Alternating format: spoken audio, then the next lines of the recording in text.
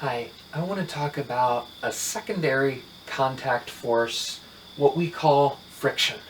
Now, friction at a microscopic level is a wonderfully complex system that we are still working on trying to understand all of the ins and outs. Because if you were to zoom in to two surfaces, even if you think of them as perfectly smooth, what you would see are a bunch of jagged edges.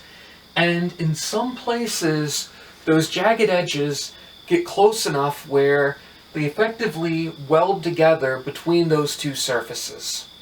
So friction is the response force to those two surfaces trying to be pushed apart. So if the objects are sliding, what happens is there's a force that's taken in to overcome that weld and break it apart, but what happens then is new welds form as those old welds break. And the rate of breakage and reformation of those welds is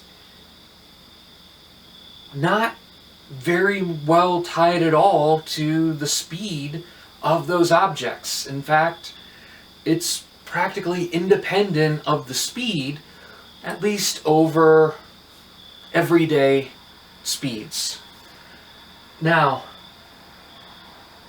the force of friction is dependent on the number of welds that are formed, so there is some propensity of different surfaces to form these welds, and you can also force more atoms in the surface closer together if you were to increase your contact force, pushing those two objects together through a greater normal force. In fact, the only thing that in the big picture friction really seems to depend on as a varying quantity for an individual surface maintained at the same thermal conditions, the same level of wear, the same state of cleanliness, friction is directly proportional to the direct contact force. All friction is proportional to the amount of normal force that we have.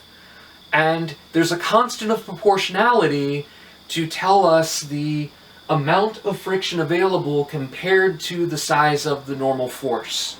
So if the objects are sliding relative to each other, then there's a kinetic friction that is equal to what we call the coefficient of kinetic friction, a dimensionless number telling us the amount of kinetic friction compared to the amount of normal force, times the amount of normal force that we have in a direction opposite the direction of the relative velocity.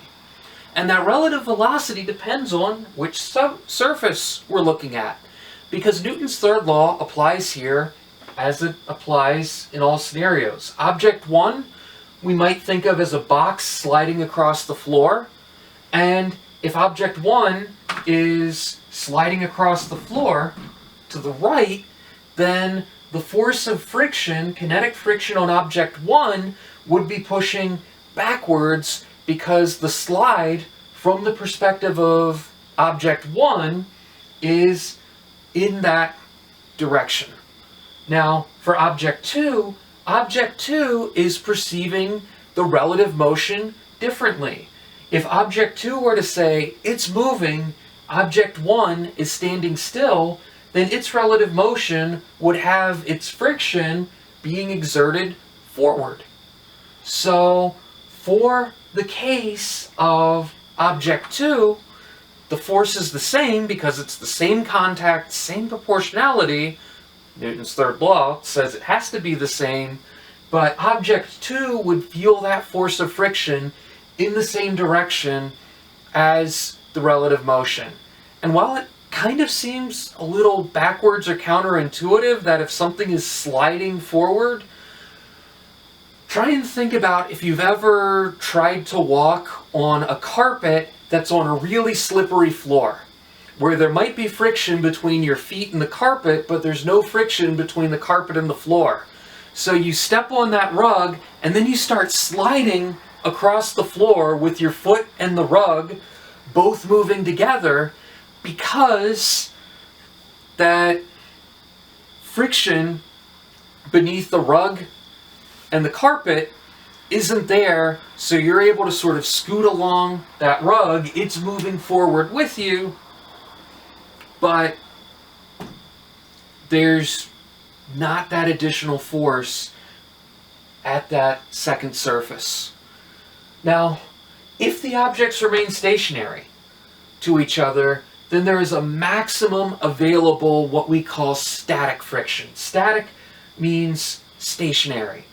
So the maximum amount of static friction that we get is equal to a different constant of proportionality called the coefficient of static friction times the amount of normal force, and our direction is as needed hat. It shows up whichever way we need it to be. So, for example, if I were to turn this board into a hill, and I were to have an object at rest on the hill, well, without friction, the object slides down the hill. So that means then that to sit there, an object would have to have static friction at least enough to hold it up the hill. Now, if I wanted to push that object up the hill, static friction initially starts to go down until it's our push that's just supporting that object up the hill.